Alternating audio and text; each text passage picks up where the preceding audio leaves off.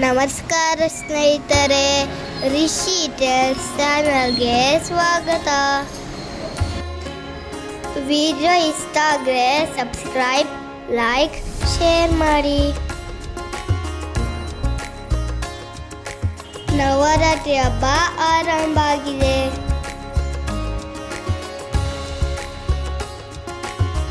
ದೇವಿಯ ಸುಂದರ ಮಹಿಮೆಗಳನ್ನು ಕೇಳೋಣ.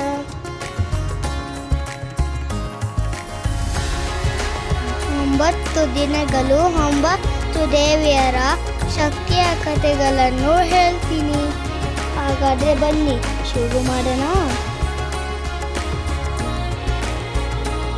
ರಿಷಿ ಟೆಲ್ಸ್ನ ನವರಾತ್ರಿ ಸೀರೀಸ್. ನವರಾತ್ರಿಯ 6ನೇ ದಿನದ ಪೂಜೆ ಕಾತ್ಯಾಯಿನಿ ದೇವಿಗೆ. ಒಮ್ಮೆ ಮಹಿಷಾಸುರ ಎಂಬ ರಾಕ್ಷಸನು ದೇವತೆಗಳನ್ನು ಕಾಡುತ್ತಿದ್ದ. ಅವನನ್ನು ಯಾರು ಸೋಲಿಸಲಾದರು. ದೇವತೆಗಳು ಎಲ್ಲರೂ ಸೇರಿ ದೇವಿಯನ್ನು ಪ್ರಾರ್ಥಿಸಿದರು.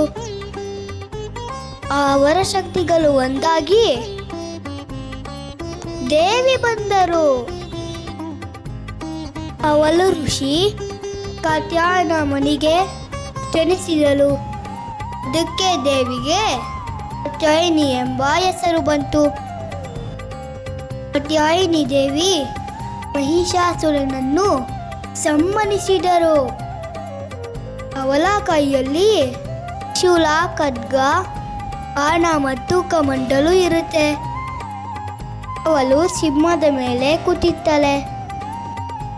ಕಾತ್ಯಾಯಿನಿ ಅಮ್ಮ ನಮಗೆ ಧೈರ್ಯ ಮತ್ತು ಶಕ್ತಿ ಕೊಡ್ತಾರೆ. ಹಾಗಾದರೆ ಎಲ್ಲರೂ ಹೇಳಿ, ಓಂ ದೇವಿ ಕಾತ್ಯಾಯಿನೈ ನಮಃ. ಮುಂದೆ ಅವಳು ಇನ್ನೂ ಭಯಾನಕವಾದ ಕಾಲಲಾಟಿ ದೇವಿ ಆಗ್ತಾಳೆ. ಆ ಕಥೆ ನಾಳೆ ಕೇಳೋಣ. ನೀವು ಕೂಡ ದೇವಿಗೆ ನಮಸ್ಕಾರ ಮಾಡಿ ಆಶೀರ್ವಾದ ಪಡ್ಕೊಳ್ಳಿ. ರಿಷಿ ಟೆಲ್ಸ್ ನೋಡೋಣ ಮರಿಬೇಡಿ.